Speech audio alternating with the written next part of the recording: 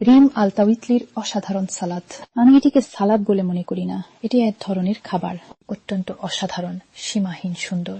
আপনাদের স্বাগত। যেমন সবসময় আমি রেসিপিটি 6টি ভাষায় প্রকাশ করছি: আরবি, ইংরেজি, ফিলিপিনো, ইন্দোনেশিয়ান, ইথিওপিয়ান, বাংলাদেশি। প্রথমে মুরগি ভালো করে ধুয়ে শুধুমাত্র এতে মাখিয়ে দেই সাদা মশলা, পাপরিকা, জলপাই তেল এবং নুন। তারপর আমি এটিকে 10 মিনিট রেখে দিই যাতে ম্যারিনেশন হয়। তারপর আমি রুটি প্রস্তুত করি।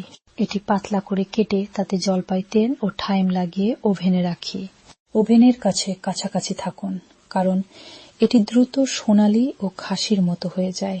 রুটি শেষ হওয়ার পরে আমরা মুরগি রান্না শুরু করি। তীব্র আঁচে তাওয়া গরম করি।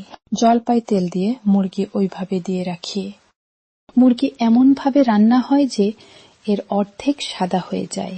আমি 2 মিনিট করে উভয় পাশ ঘুরাই। মোট 4-6 মিনিট রান্না হয়। রান্না শেষে প্লেটে রেখে 10 মিনিট বিশ্রাম দিই, সঙ্গে সঙ্গে কাটিনি। সসের রেসিপি ভিডিও শেষে পূর্ণ মাপ সহ দেওয়া আছে। আমি একবার আবার বানালে লেবু যোগ করব না, কারণ দইয়ের অম্লতা যথেষ্ট।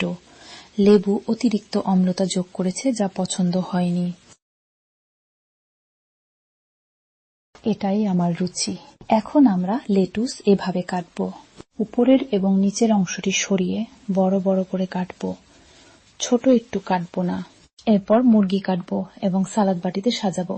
প্রতি স্তরে আমি একটু সস দেব। লেটুস, মুরগি, সস, লেটুস, মুরগি, সস।